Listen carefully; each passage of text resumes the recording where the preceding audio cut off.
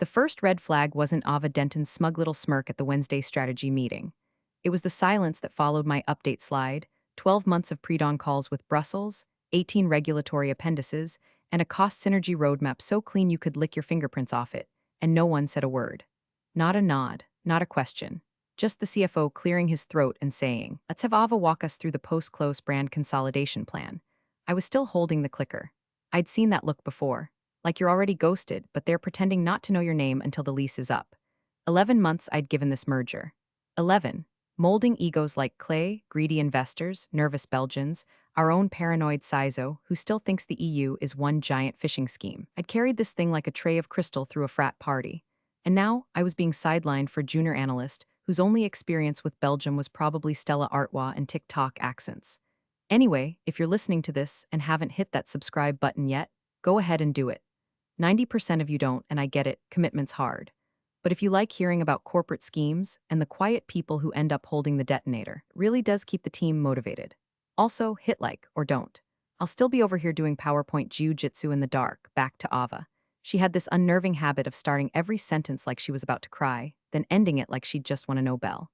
I'm just wondering if maybe we pivot away from Cheryl's compliance-heavy model and lean into agility. Then she'd tilt her head like a golden retriever solving quantum physics. People lapped it up. The CEO's son Mason, who called me ma'am exactly once before I nearly bit through my tongue, started quoting her in leadership meetings. As Ava said, we don't want to over-index on legacy voices. Over-index, legacy voices. That's how I knew I was cooked when MBA Mad Libs replaced common sense. I tried not to let it show. That's the trick. You don't fight in the open. You document, you verify, you loop in legal quietly. You remind them in writing that Clause 14.2d requires leadership continuity until all foreign regulatory approvals are received. You say it once on record, and you do it months in advance. That clause didn't come out of nowhere. I'd written it into the expansion doc myself after watching a similar deal collapse in 2016 when a leadership shuffle scared off the Dutch regulators. It was boring stuff, dry as chalk, but it was binding. It had my name on it. I'd been smart. I'd flagged the clause again during our April audit call. Legal noted it in the minutes.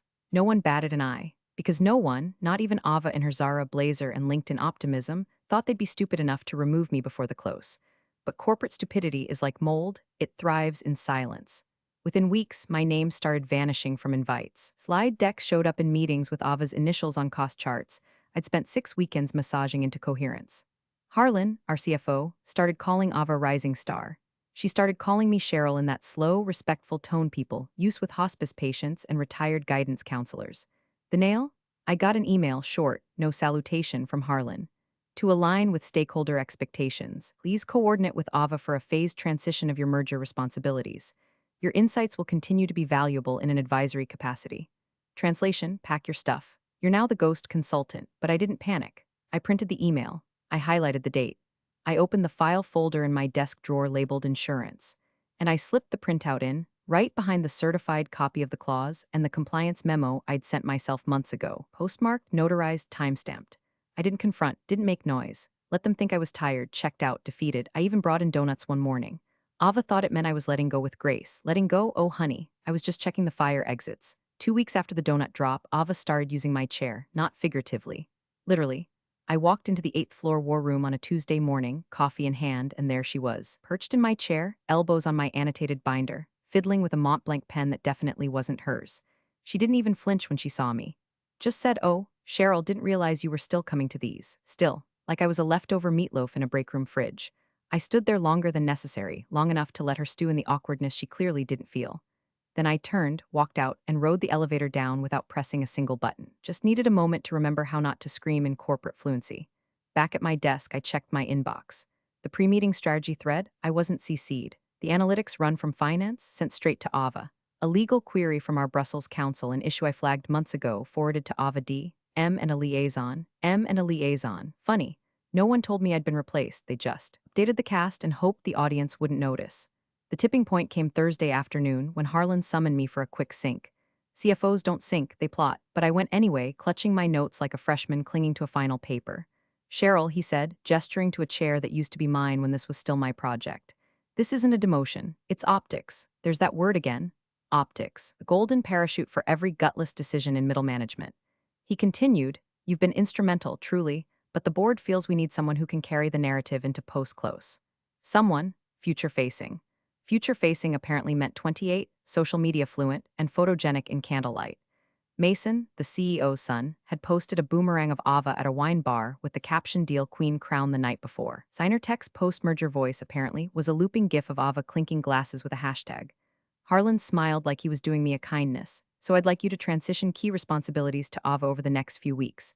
You'll retain advisory influence, of course. Advisory influence. Like a haunted doll in a display case, look but don't touch." I didn't argue, that's what they wanted. A fight. A woman scorned, a difficult transition, but I smiled. Said, "Of course, just let me know which files you need unlocked." They didn't know the most important one was already sealed, with timestamps, backdated memos, and legal certifications tucked neatly inside. It was sitting at the bottom of my filing drawer behind a laminated merger flowchart and 3 expired Altoids. I played my part. Sent Ava every doc she requested. Praised her in the team Slack. Even offered to loop her in on a call with the European regulators. She declined. "I think I've got it," she said. "No offense, but it's time for a fresh perspective." Fresh, like supermarket sushi left in the sun. Behind the scenes, she was repositioning herself as the merger's public face. Harlan fed her lines, Mason boosted her on social. I watched my spreadsheets become her decks, my footnotes paraphrased as her market instincts. On the internal comms feed, she started signing off updates as lead strategist. Lead strategist. I hadn't been demoted. I'd been edited softly, subtly, but with surgical precision. Worse, she was doing it while using my own phrasing. My cost synergies, my redline edits, my entire framework, now dressed up in pastel infographics and branded optimism. She even presented my Q2 variance analysis to the board and added a slide with her initials in the corner. The kicker. Mason sent out a calendar invite that Friday. Merger Continuity Task Force Kickoff. 10 names. No Cheryl. I clicked maybe. Then opened my sealed folder, slid in a printout of the invite, and jotted a note. Task force formed without continuity officer participation. Potential breach trigger per 14.2d. Stapled it to a screenshot of her Slack brag. Harlan said, "I'm basically running it now," smiling face with halo. I didn't need a war. I needed witnesses, receipts. One clause, one opening. And Ava, bless her, was sprinting straight into it. The first time Ava claimed my work as her own, it wasn't subtle, it was surgical. She opened the pre-board call like she was hosting a game show, voice all fake humility and botoxed enthusiasm. So I'm excited to walk everyone through the revised synergy forecasts. These are, of course, my projections based on the last few quarters' performance trends. Her projections? I was on mute, camera off, tucked into a corner of my own home office like a ghost in my own obituary. On screen, Ava clicked through slides I'd built, data I'd sourced, massaged, and agonized over every weekend since January. The font still had my custom header style. Slide 6 even had a typo I'd meant to fix and forgot, a copy of my copy. The CFO smiled. Mason gave a thumbs up emoji. Nobody noticed or cared that the fingerprints all over those numbers were mine. That night, I sat on my porch with a glass of Cabernet and stared at the stars like they owed me an explanation. I wasn't naive. Not anymore. Not after 30 years of watching men get promoted for speeches I ghost wrote, and watching 20-somethings build thought leadership off my old decks with new gradients. But Ava had been mine. I'd mentored her, helped her navigate the nightmare that was Signer Tech's vendor onboarding system. Gave her quiet tips when Harlan tried to ice her out of budget calls. She used to thank me with sticky notes and "You're a lifesaver" in cursive on my desk. Now she was the one taking the mic while I got pulled from the distribution list. I didn't rage, that's what Ava wanted, a confrontation. Something she could point to and say, "See, she's threatened." Instead, I started logging everything, every stolen slide, every missing invite, every instance of her rephrasing my language as hers. If she said consolidated redundancy mapping, I flagged it, because I coined that phrase during a 2 a.m. call with Brussels while she was probably reposting motivational reels on Instagram. I also flagged something else, something none of them had apparently read closely enough. I pulled out the Master Services Agreement from my personal archive, not the sanitized summary Ava had been tossing around, but the full-fat legal version. Printed, tabbed, annotated in the margins with a pen I only used for contracts and postmortems. And there it was, page 187, buried under Section Roman 14 Regulatory Controls. Clause 14.2d. In the event of material leadership change impacting designated continuity officers prior to joint regulatory confirmation, the automatic transfer of operational authority is suspended pending reapproval by all relevant foreign bodies. I reread it 3 times. Ava hadn't just stolen my thunder, she'd stepped into a landmine wearing stilettos. The clause had been my idea, slipped in during an all-hands compliance review 6 months earlier, after our Belgian counterpart warned us their government would pause any cross-border deal if key personnel were altered mid-process. I'd written it, flagged it, and made damn sure it was certified and approved. But because I never made noise, they'd forgotten. They forgot that I was the named continuity officer. They forgot that I was still technically listed as the designated liaison for the Belgian regulator. They forgot that removing me, without formal amendment, without regulator sign-off, nullified the operational handoff clause and froze the deal. Which meant everything Ava was now doing. Every forward-looking synergy plan, every presentation to the board, every brand rollout discussion, legally worthless. I printed the clause, highlighted it, stapled it to the front of my insurance folder. Then I added a sticky note: if they vote, let them. Rage, no, rage burns too fast. This was something colder, slower, steel-cooled in snow. They wanted a fresh face. They got one, but I still had the pen. And if you hold the pen long enough, quietly enough, they forget until they feel the tip against their throat. I started showing up to work in beige. Not a metaphor, literal oatmeal sweaters, gray slacks, shoes that whispered instead of clicked. I became a cubicle ghost with a lukewarm tea always in hand. The kind of woman people forget is in the room until they're 3 sentences into a confession. That's exactly how I wanted it. Ava, on the other hand, had gone full victory lap. She floated around the office like she'd just discovered the periodic table. She started referring to herself as executive adjacent. I heard her tell a group of interns that sometimes the baton just passes itself. She'd also gotten really into metaphors. We're flying the plane while building it, she chirped at an investor lunch I wasn't invited to. A week later at a press prep session, she said the merger was like turning a battleship with ballet shoes. Don't even know what that means. But people laughed. Mason began tagging her in internal posts with clapping emojis and lines like "future of the firm right here." Harlan told someone on a leadership call, loud enough that I heard it through the wall, that Ava had emotional intelligence for days and the kind of gut instinct you can't teach. Meanwhile, I pretended to be tired, confused, maybe a little hurt. The aging warhorse gently walking backward out of the spotlight. "Let her run it," I said once in front of Ava. She lit up like a Christmas tree. Behind the curtain, I was very much awake. I met privately with 2 board members, men who liked to think they were above politics, but who remembered which hands had steadied the ship when the pandemic merger fell apart in 2020. I didn't mention Ava. I simply asked if they'd reviewed Clause 14.2D recently. One of them blinked 3 times and said, "It's the continuity one, right?" I smiled and handed him a printed copy. I also scheduled a coffee with Lorraine, our lead regulatory counsel. We met off-site at a forgettable little cafe near the courthouse with good scones and no Wi-Fi. I didn't say much. Just laid out the timeline of events, the missed notifications to Brussels, the task force launch without my involvement. She listened, jaw tightening, then muttered, "They didn't file an amendment, did they?" "Nope." "And you're still the named officer?" "Yup." She exhaled like she'd just smelled a gas leak. Back at the office, I updated the sealed folder in my desk. New timestamp memos, printouts of Ava's internal posts claiming leadership, a PDF of the investor dinner deck with Ava Denton, deal lead on slide 1. I even included a photo of the whiteboard from her war room. Someone had doodled a crown next to her name. Each edition had a sticky note. Each sticky note had a date. Some were numbered. I was building a breadcrumb trail so obvious even a corporate litigator on his 4th divorce could follow it blindfolded. I also dropped small reminders in Slack, per my note from March 14th, or referencing the initial compliance packet, just enough to make it look like I was still engaged, still in the loop. Still technically the liaison. No one challenged it, because no one wanted to make eye contact with the former boss who didn't leave when the music stopped. And Ava, she mistook my silence for surrender, started referring to me in the past tense. When Cheryl was leading before the transition, she even asked if I'd mind taking meeting notes during a branding call. I said of course. Then wrote them by hand on a notepad I'd already marked as exhibit ready. This wasn't a retreat, it was staging.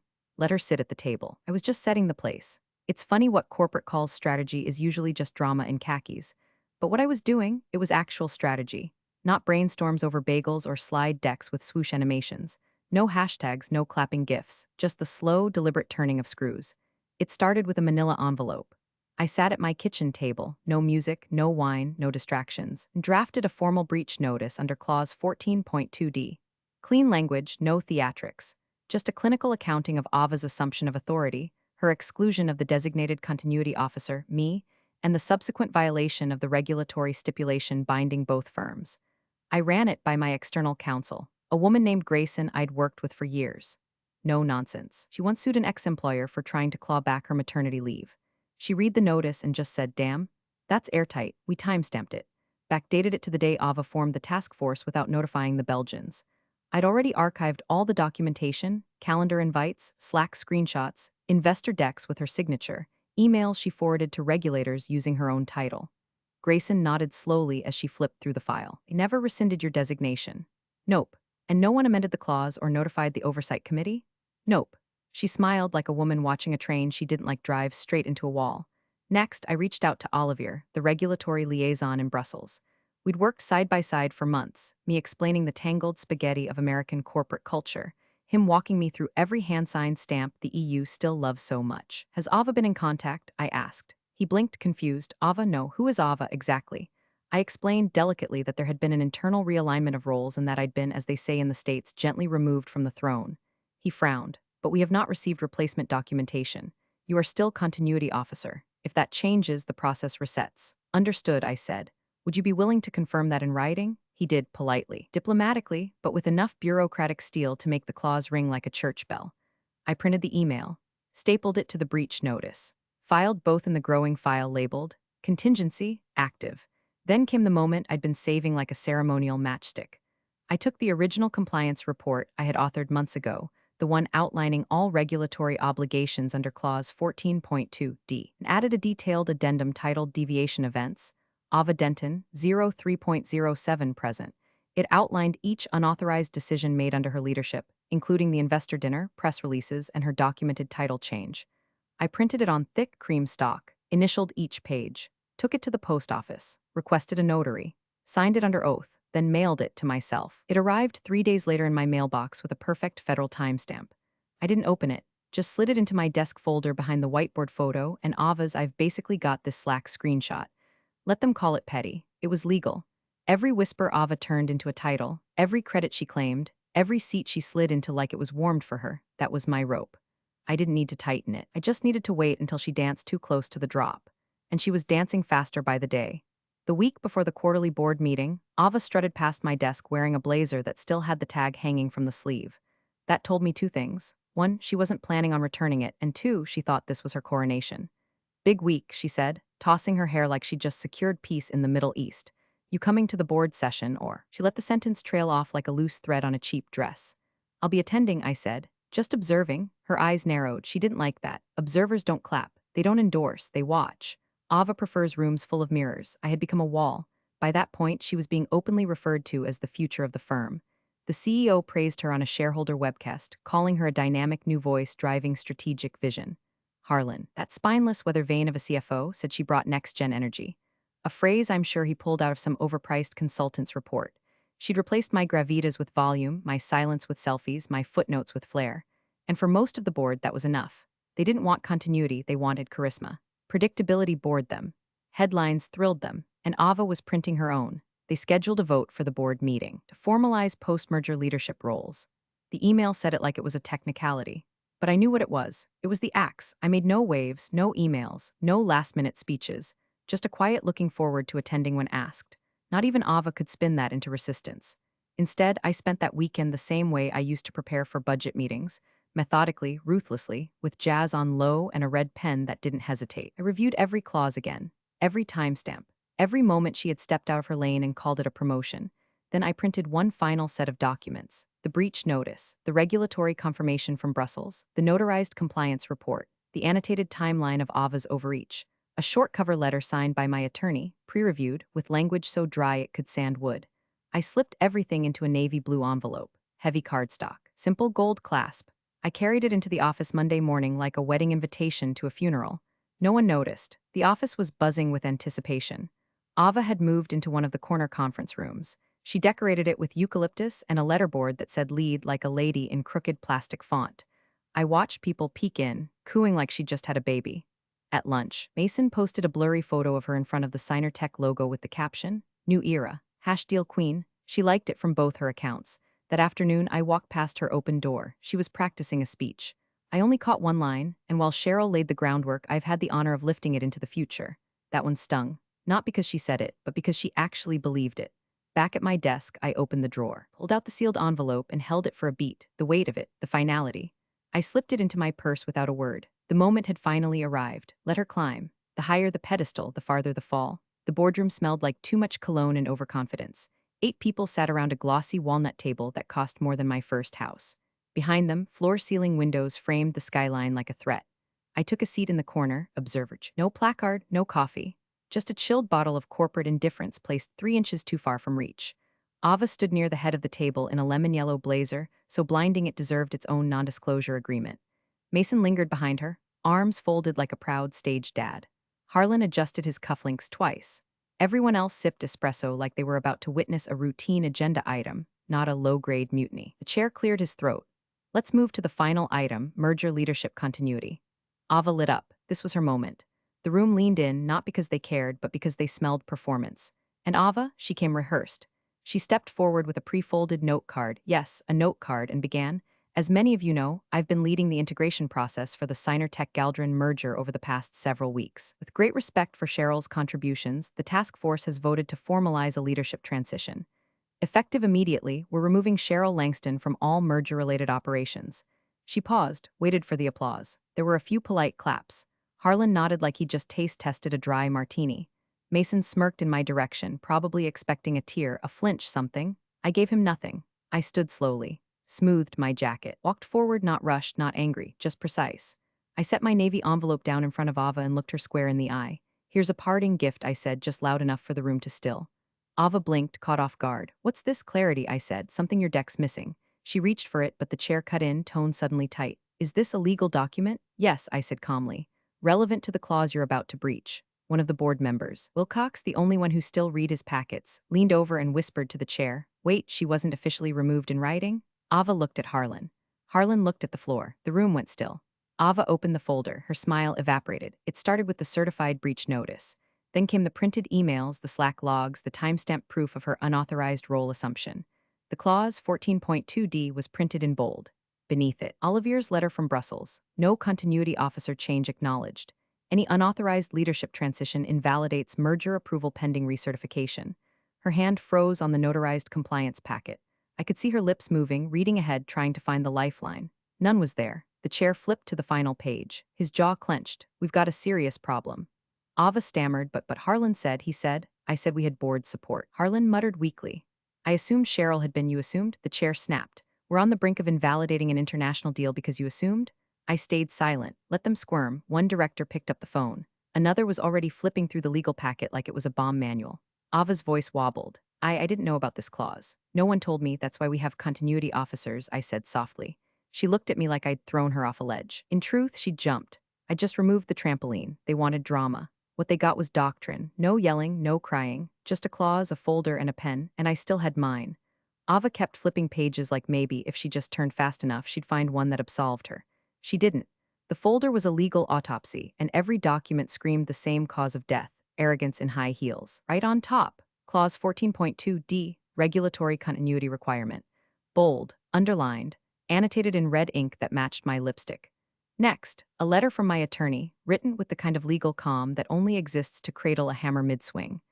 This notice serves as formal demand for immediate rescission of Ava Denton's interim authority over the Signer-Tech-Galdron merger process. Her unauthorized leadership activity constitutes a material breach of Section Roman 14 and jeopardizes international regulatory alignment. Ava looked like she was trying to read and breathe at the same time and failing at both. Beneath that was the certified breach timeline. Dates, names, calendar invites. A printed screenshot of Ava's Slack message, basically running it now smiling face with halo. Harmless emoji. Damning timestamp. Then the list, 5 pages long, of investor signatories who had reaffirmed me as the named continuity officer.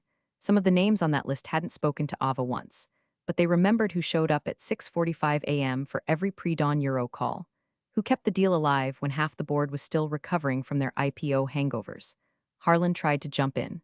I mean, look, this doesn't have to be nuclear, he said. Sweat now visible in places that usually stay dry.